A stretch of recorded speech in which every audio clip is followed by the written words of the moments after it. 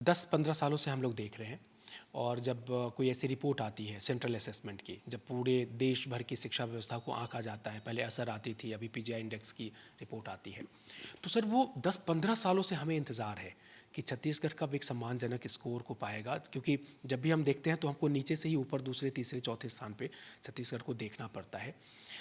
चूँकि आपके पास स्कूल शिक्षा विभाग संभालने का पहले का भी एक्सपीरियंस रहा है, बहुत व्यवहारिक चीज़ों को आप समझते हैं, जानते हैं। इस दौरान में कई बार हम लोगों ने स्कूलों में गुणवत्ता सुधारने के लिए कभी अब्दुल कलाम आज़ाद गुणवत्ता अभियान शुरू किया, अभी भी हम गुणवत्ता अभियान पे चल रहे हैं। कहाँ हो सकता है सर, आपके क्या एफर्ट्स हैं और क्या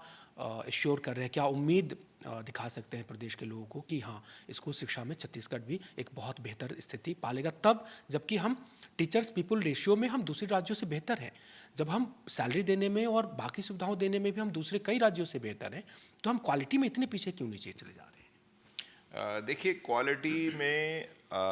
चूँकि ये एक ऐसा क्षेत्र है जिसमें जो इम्प्रूवमेंट है उसमें समय लगता है। ये जिस प्रकार से जैसे जो सोशल सेक्टर रहते हैं तो जब आपके पास अच्छे टीचर रहेंगे, अच्छे इनपुट्स रहेंगे और जो छात्र हैं उनके माँ बाप भी जैसे जैसे रुचि बढ़ाएंगे, सो चूंकि शिक्षा एक शिक्षक और छात्र के बीच का विषय है, कोई तीसरा व्यक्ति वहाँ पे, तीसरे व्यक्ति का रोल है उन दोनों को एक साथ एक अच्छे वातावरण में एक साथ लाना, ताकि शिक्षक उनको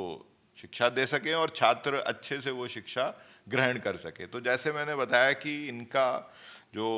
कई प्रकार की समस्याएं हैं, छात्र है शिक्षक नहीं है, शिक्षक है तो छात्र नहीं है, तो उसके लिए युक्तियुक्तकरण हुआ, अधोसंरचना की व्यवस्था हुई। तीसरा, गुणवत्ता के लिए स्मार्ट क्लास, क्योंकि जो अभी शिक्षक हमारे पास हैं वो हमारे पास हैं, सो हम कोई शिक्षक इस प्रकार से एकदम से कहीं से ऐसे आयात करके तो नहीं ला सकते हैं। तो उनको अधिक सक्षम बनाने के लिए हम उनका प्रशिक्षण करा रहे हैं। स्मार्ट क्लास के माध्यम से जो चीज़ें कई बार बोल के समझ नहीं आती वो देख के समझ में आ जाती हैं। तो जैसे कोई साइंस का कॉन्सेप्ट है तो कि जी ये कंबस्चन इंजन, जैसे 8वीं 9वीं में कंबस्चन इंजन पढ़ाया जाता है कि मोटरसाइकिल का इंजन और ये कैसे काम करता है, तो अगर वो कई बार किताब में देख के छात्र के समझ में नहीं आता, लेकिन अगर वो स्मार्ट क्लास के डिस्प्ले पे देखा जाए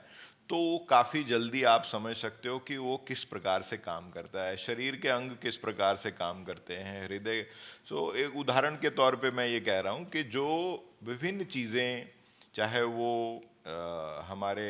विज्ञान में पढ़ाई जाएं या अन्य चीज़ें पढ़ाई जाएं, तो वो इस प्रकार के जो ऑडियो विजुअल एड हैं उससे काफ़ी अच्छे से समझ में आ सकती है। तो इस बार हम लोगों ने प्रयास किया है कि स्मार्ट क्लास और आईसीटी लैब, यानी कि कंप्यूटर आधारित शिक्षा और जो स्मार्ट क्लास, उसके लिए जो राशियाँ लगभग इन सब के लिए लगभग 400 करोड़ रुपए की राशि का प्रावधान है। उन सब के ये उपकरण आके स्कूलों में लग जाएं, जो टीचर्स हैं उस पे वो प्रशिक्षित हो जाएं और बच्चों को इस प्रकार से गुणवत्ता युक्त शिक्षा का लाभ मिल सके। दूसरा हमारा जो प्रयास है कि जो सिलेबस है वो टाइमली चलना चाहिए। तो अगर समय पर सिलेबस और रिवीजन होगा तो उससे जो शिक्षा की जो रिटेंशन है, यानी कि जो पढ़ाया है वो याद रहता है, तो बिना रिवीजन के पढ़ाया हुआ याद नहीं रह सकता। तो उसके लिए समय पर सिलेबस होना और समय पर टेस्ट होना, समय पर समझ लीजिए एग्ज़ाम से पहले जो प्रारंभिक परीक्षाएं होती हैं, ये सारा समय सारणी अनुसार चलेगा तो शिक्षा की व्यवस्था पहले से सुधर सकती है।